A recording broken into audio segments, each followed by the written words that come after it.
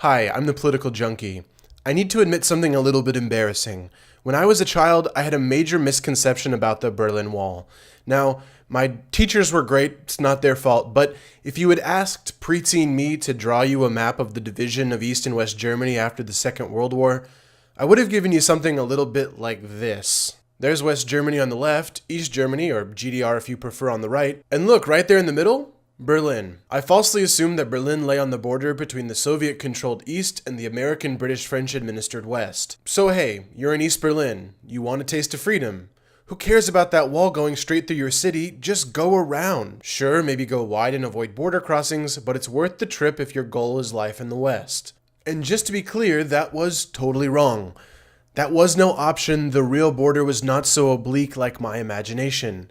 If you were a better student than I was, or if you just Google an old map of divided Germany right now, you'll see this. This is the accurate picture of East and West Germany. You'll notice Berlin way over here, deep in Soviet-controlled area. West Berlin was administered by the Allies after the war and was part of West Germany, but it was no port, it was an island. And the wall wasn't simply a dividing line between East and West Berlin. It was much more than that, and many more challenges awaited anyone trying to immigrate out of the Soviet-controlled East to the West. But before we can go into detail about this dark journey, we need to recognize that the Berlin Wall didn't just appear after the Second World War. The boundary was planned and erected in secret by the East German Authority. East and West Berlin were segregated from each other in a matter of hours starting in 1961. That very morning, people waking up in East Berlin to go to their jobs in West Berlin were unable to do so. How was such a thing even possible? The wall in its final form was 155 kilometers, 100 miles. Could anything as vast as the Berlin Wall be completed so quickly and without anyone noticing until it was too late? To understand, we need to go a little bit deeper with this topic and consider a major miscalculation by the American government in the waning days of the Second World War. How long is it appropriate to clap for someone? 30 seconds? A minute? 10 minutes? What if the person you're applauding isn't even there? In 1938, a local communist party had a conference outside Moscow. Now, 1938 was the year the Great Stalinist Purges ended in the Soviet Union. From 37 to 38 alone, 1.5 million people were arrested with an average of 1,000 executions per day. This usually wasn't done with evidence, it was a terror campaign. And no one was safe. Not even those in the Communist Party, as demonstrated by these two images. One showing Stalin at the White Sea Canal with Yezhov, his head of secret police. But Yezhov was purged and executed in 38, leading to this creepy doctored photo in which Yezhov no longer appears at Stalin's side. This was the atmosphere at the local party conference, the Soviet people being detained and executed constantly. So as you can read in the Gulag Archipelago, at this local party conference, a tribute was called to Comrade Stalin, and a standing ovation broke out. 3 minutes, 4 minutes, 5 minutes, no one would stop. Stormy applause. They all knew they were being observed by the secret police. They knew if they stopped applauding or even slowed down, they were likely to be arrested. So they kept going for over 11 minutes.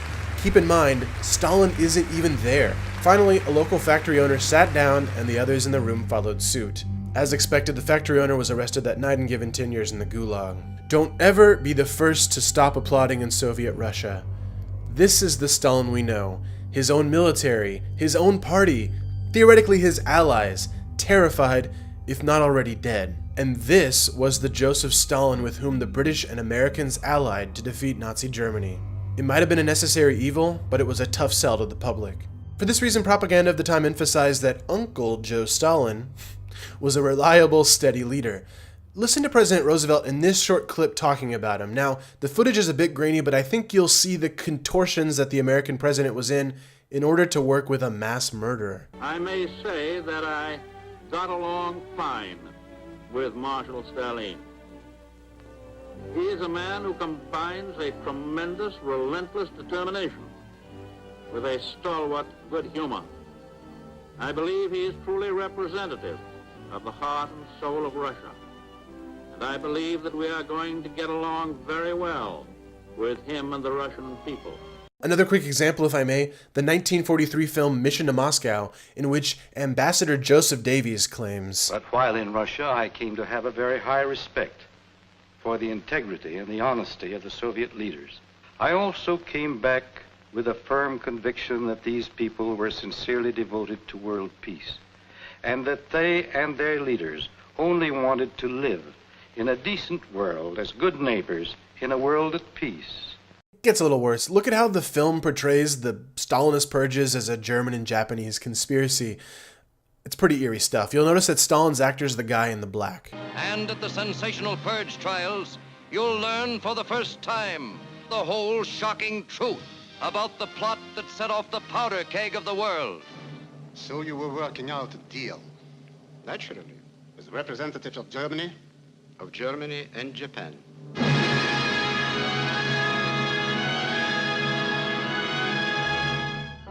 We can now jump ahead to the end of World War II. The Western Allies are invading Nazi Germany from the west and the Russians from the east. General Eisenhower and President Roosevelt made a serious strategic mistake by not taking Hitler's capital, Germania, Berlin.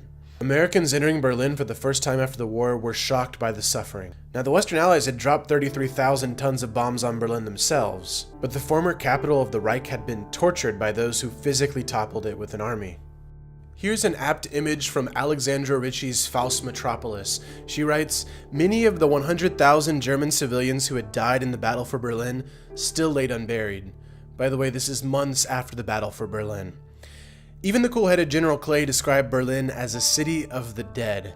In the weeks following the surrender, women who met one another on the street or in the food queue would begin a conversation with, "How many times?" in reference to the number of times they had been raped by the Soviet occupiers since they last saw each other.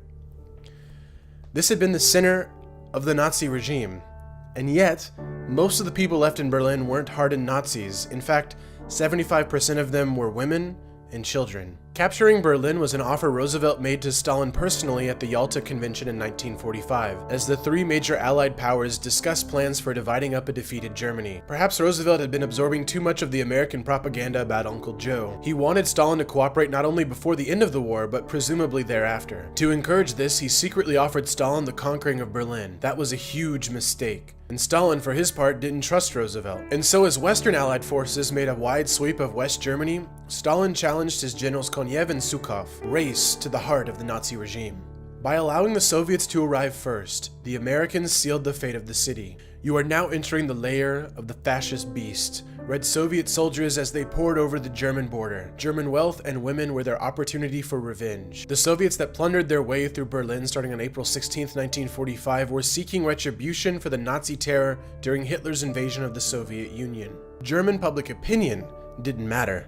Stalin expected that the Allies would abandon Berlin, abandon Germany, and leave it in the Soviet sphere of influence.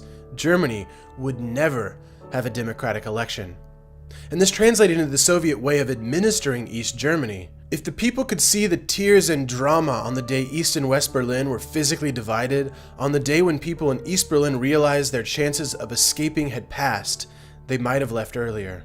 It was late summer 1945 by the time the other Allied forces made it into Berlin. There was a four-power split in the city. And even though there was never any real cooperation between the occupiers, even though the Soviets forced the Social Democratic Party to merge with the Communists for more political control, even though ordinary Berliners were being kidnapped by the Vopos, People's Police, and in some cases taken to Soviet labor camps, even though for nearly a year Soviets tried to cut off Allied access to West Berlin, resulting in the Berlin Airlift, Berlin remained this anomaly. A place where you could go from Soviet to American influence by simply walking across the street, sticking your foot out the door or your head out the window. And this arrangement, as fragile and tense as it was, full of standoffs and spying, East and West currency, juxtaposition of ideology, it seemed sustainable. At least, it seemed like it was going to stay that way for a while. Waiting for nuclear war became the status quo. Now you could argue that this little book right here set off the events that led to the construction of the Berlin Wall. On the same day the Soviets lifted the blockade of Berlin, West Germany published this, the Grundgesetz, the German Basic Law, unifying the American, British, and French administered areas of West Germany. Now, Stalin's reaction to this document was to create the German Democratic Republic by October, with East Berlin as its capital. The farce of cooperative Allied administration was gone. This was significant for a number of reasons, not least of which because it de facto recognized the division of Germany, but also for smaller reasons like West Berliners didn't have the right to vote with the rest of West Germany. Ironically, the Constitution created inconsistency. With the founding of these two countries now, East and West Germany, things became even more militarized. especially on the border. If you tried to travel from Kassel to Leipzig, you would encounter the 1,400 kilometer, 866 mile inner German border, with a restrictive zone, observation towers, and even minefields preventing escape. So here's the first answer to the question posed by this video. Even before the Berlin Wall was constructed, the inner German border was militarized over time to prevent immigration to the west. According to research by Bernd Eisenfeld and Roger Engelman, more than 7 people a day were in prison for trying to escape the east. And even if you evaded the spying eyes of the Stasi, chances of getting across the border were slim. And there was still this one glaring opportunity. If you were unhappy with life in the east, you could simply walk from east to West Berlin. And despite crackdowns, there were still protests against the Soviet-backed government. On June 17, 1953, demonstrators tore the Soviet flag down from the Brandenburg Gate in a show against East Berlin labor norms. The East Berlin Volkspolizei responded with force. The mass uprising across East Germany led to 267 deaths and 200 executions thereafter. Events like these prompted mass exodus to the west. 1949, 4 years after the war, 52,000 had already left for the east. 1953, 331,000 leave after the violence on June 17th. By 1958, 100 people per day were immigrating for the Wirtschaftswunder, economic miracle, of West Germany. This is the part of the story that you might recognize. The mass exodus to the west caused the East German Authority to build the wall and stop the leak. But it's so much more interesting than just that. Remember, the plan was kept secret. Executed on August 13, 1961. Again, reading from Faust Metropolis. Hundreds of troops, armored personnel carrier, equipment, and workers had been brought into Berlin over the course of the week, but nobody had been told the true reason for their presence. At midnight, commanders throughout East Berlin were told to wake up their troops and to open top-secret envelopes which they had been issued. Even senior personnel were shocked by what they read. Within 2 hours, over 40,000 startled soldiers and policemen had been moved up to the sector boundary to form a line with their backs to the east. By now, workmen had begun to rip up asphalt and cobblestones, unloading piles of fencing and bales of barbed wire. Within hours, all of West Berlin was sealed in.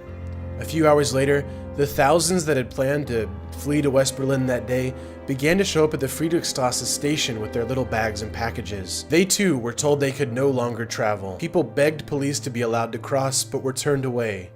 Many broke down in tears when they realized that their chance of freedom had slipped away. What made the situation so much worse was that at the beginning, West Berlin went unsupported by West German and American officials. West German Chancellor Adenauer hated Berlin on a personal level, and President Kennedy wasn't even told about the barrier's construction until the next day, and upon hearing it, he didn't perceive it as a threat. So now we can talk about the second reason that Berliners didn't just go around the Berlin Wall, and that's because after the Soviets replaced the makeshift barriers, the completed wall encircled all of West Berlin. Between Easterners and the other side lay a 275-meter minefield and a 500-meter wide so-called death strip. West Berlin was basically a 100,000 square kilometer prison. The composer Jörg Ligeti called it a surrealist cage, a bizarre prison in which those who were locked up were free.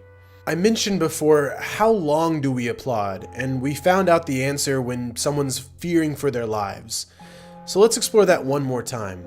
After the wall's construction, President Kennedy wasn't keen on visiting Berlin, but he had changed his mind on the seriousness of the situation after Berlin Mayor Willy Brandt sent him a letter begging him to uphold America's image in Berlin as the arbiter of peace and freedom. But after sending Vice President Johnson in 1961, Kennedy thought his work was finished. He was skeptical of the negative rhetoric about Berlin morale coming from the West German Chancellor, and to be frank, the wall represented a bit of stability for the US. For almost 20 years, the US and the Soviets had nearly started World War III on multiple occasions over this little island of Western life. And the wall served not only as a physical barrier, but as a diplomatic one. It gave Kennedy and Soviet First Secretary Khrushchev some operating space along the Iron Curtain. But finally, convinced by some of his inner circle, and perhaps for fear of looking like a capitulating Neville Chamberlain, JFK landed in Berlin on June 15, 1963. And the president saw something that moved him. It wasn't the overwhelming welcome he received in West Berlin, but rather what he saw as he climbed a wooden platform and took a look over the boundaries of East and West. A small group of East Berliners who had also come to the wall. Together, and presumably in full view of the Stasi, they saluted the young president. After seeing this, legend has it that he scribbled down what are the most iconic words in Berlin US shared history. All free men, wherever they may live, are citizens of Berlin, and therefore as a free man, I take pride in the word, Ich bin ein Berliner.